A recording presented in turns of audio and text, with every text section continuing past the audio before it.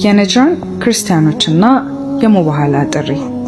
በአንድ ወቅት ከነጅራን የመን የመጡ ክርስቲያን ልዑካን ከመካከላቸው ጳጳሳትና መነኩሳት ይገኙባቸዋል። መዲና ገቡ። በጉዟቸው ያደፉ አልባሳቶቻቸውን አውላልቀው ዘርፋፋ ቀሚሶችና ካባዎቻቸውን አድርገው የወርቅ ቀለበቶቻቸውን በጣቶቻቸው ላይ ሰክተው እንዲሁም ከወርቅ የተሰራ መስቀልን በአንገታቸው ላይ አጥልቀው በእጆቻቸው ይዘው የአላህን ነብይ ሰለላሁ ዐለይሂ ወሰለም ለማግኘት ቢሹም እርሳቸው ግን ሊያናገሯቸው ፈቃደኛ አልነበሩም። በዚህም የሚያደርጉት ግራ ገብቷቸው ወደ መጡበት ሊመለሱ ሲያቅማሙ ቆዩ። ኋላ ግን ዑስማን ቢን አውፋን ረዲየላሁ ዐንሁ የመሰሉ መካሪዎችን እነዚያን ዘርፋፋ አልባሳትን እንዲቀይሩ የወርቅ ጌጣጌጦቻቸውንም እንዲያወልቁ መክረው የተባሉትን ሲያደርጉ ነብዩ መሐመድ ሰለላሁ ዐለይሂ ወሰለም ሊያናገሯቸው ፈቃደኛ ሆኑ። ንግግራቸውም ተጀመረ። የነጅራን ሰዎች እንደዚህ አሉ፣ እኛ ካንተ በፊት ሙስሊሞች ነን አሏቸው። የአላህ መልእክተኛ ነብዩ መሐመድ ሰለላሁ ዐለይሂ ወሰለም ይህን ሲሰሙ ሶስት ነገሮች ከኢስላም ያርቋቸዋል። እነርሱም መስቀል ማምለካችሁ፣ የአሳማ ስጋ መብላታችሁ፣ አላህን ልጅ አለው ማለታችሁ ነው አሏቸው።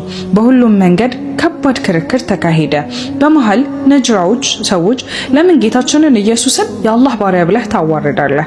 እርሱ እኮ ጌታ ነው በማለት ተቆጡ። ነብዩ መሐመድ ሰለላሁ ዐለይሂ ወሰለም በዚህን ጊዜ አዎን እርሱ የአላህ ባሪያና መልእክተኛ እንዲሁም በድንግሏ ማርያም ማህፀን ውስጥ ሁም ብሎ ያስቀመጠው ቃሉ ነው አሉ። ነጅራኖች በዚህ የነብዩ መሐመድ ሰለላሁ ዐለይሂ ወሰለም ንግግር በመናደዳቸው ያለ አባት እንደርሱ የተፈጠረ ማን አለን በማለት ጠየቁ። በዚህን ጊዜ ነበረ ቀጣዩ የቁርአን አንቀጽ የወረደው። አላህ ዘንድ የኢሳ ምሳሌ እንደ አደም ቢጤ ነው፣ ከአፈርም ፈጠለው፣ ከዚያም ለእርሱ ሰው ሁን አለው። ሆነም ይህ ከጌታክ የሆነ ዕውቀት ነው፣ ከተጠራጣሪዎችም አትሁን። አልዒምራን 59-60።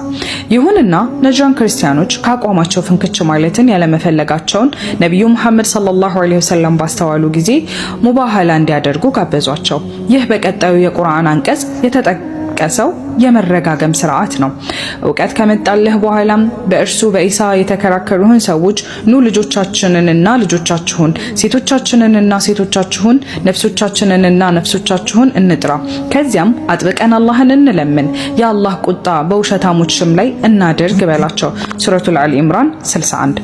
በዚሁ መሰረት ነብዩ መሐመድ ሰለላሁ ዐለይሂ ወሰለም ሐሰንና ሁሴንን እንዲሁም እናታችንን ፋጢማን መልካም ስራዋን አላህ ይወደድላቸውና ይዘው ወደ ሜዳ በመውጣት የነጅራን ክርስቲያኖችን የማነበውን ከሰማችሁ በኋላ አሚን በሉ አላቸው። እነርሱ ግን ገለል ብለው መከሩ። ይህ ሰው እውነታውን እንደያዘ አውቃችኋል፣ እርግማኑ ካገኘን ያልቀልናልም ተባባሉ።